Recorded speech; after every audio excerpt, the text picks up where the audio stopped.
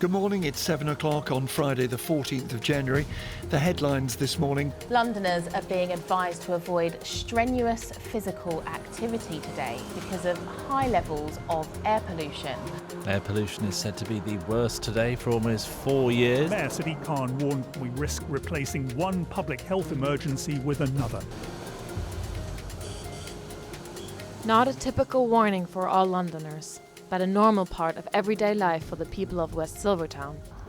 Dust. It coats everything in the area.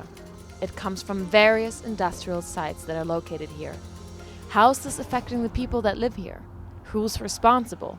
And what is the local council doing to stop this?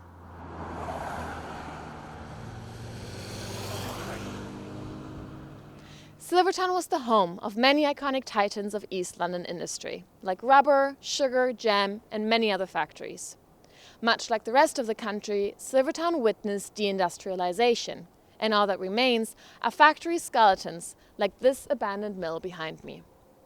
Since 2015, Silvertown has been pumped with cash to help regenerate it, and new homes have been built everywhere.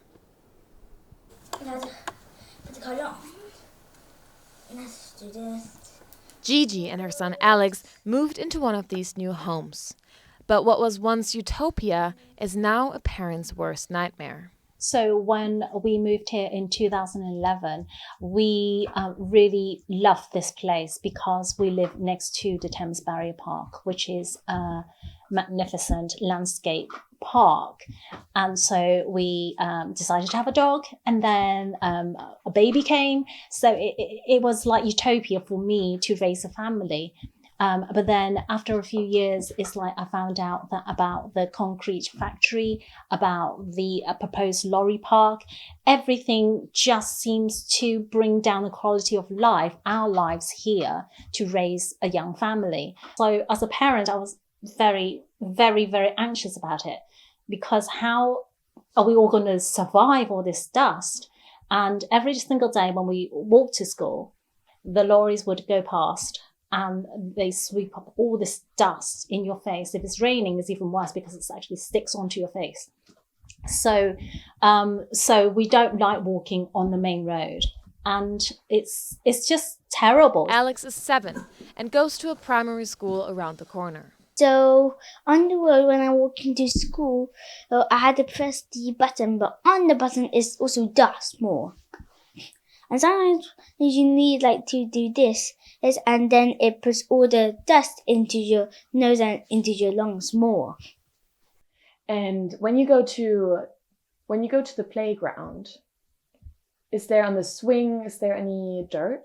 When I go into Lamotte Park, there's dust on the swings, and also on the chains we're holding. So each time when I'm holding on, there's dust on it. A study from London's universities has shown that children growing up in polluted parts of the capital lost approximately 5% in lung capacity, equivalent to 2 large eggs compared to their peers in the rest of England. In 2018, the Office of National Statistics found that Newham has the worst level of air pollution in the entire country, exceeding WHO guidelines significantly. Dr. Abigail Whitehouse is a pediatrician and academic who investigates the health effects of air pollution. We know that it affects everything from the lungs, where we're breathing it in, causing asthma attacks, possibly causing asthma in general as well in children that haven't got asthma already. It causes things like lung cancer as well. You see in the older populations in the lungs, you see things like COPD and emphysema being much more exacerbated. And then you've got other widespread health issues that you can see. So we have things like type 2 diabetes, cardiovascular disease, including strokes and heart attacks have all been associated with increased levels. We know that you are potentially more likely to have Alzheimer's, or even most recently, there's been evidence showing that children growing up in high polluted areas might have a higher possibility of having something like autism. But what is the particular cause of this problem in West Silvertown? What causes this dust? Residents seem to agree that the cement factories are most to blame. Trucks are driving up and down Silvertown's main road every weekday, carrying heavy loads of crushed aggregates and cement from the local factories to nearby construction sites. A little breeze and this dust flies off the trucks and ends up on the street, traffic lights, fences and faces of residents. I put these claims to 5 of the local cement factories. Only RMS got back to us. They said, RMS operates the site in accordance with an environmental management system, which works to minimise emissions associated with noise, dust and mud on the road. RMS has invested heavily with site-based infrastructure to help achieve this. Local councillor and resident Steve Brayshaw does not see these factories leaving anytime soon. Everyone knows there's a problem. The solution is nowhere near as easy, because the real solution is shift the plant. But no one can yet. How can you guarantee, and can you guarantee, that this situation will improve? That's a really good question. Can I guarantee the situation will improve? No.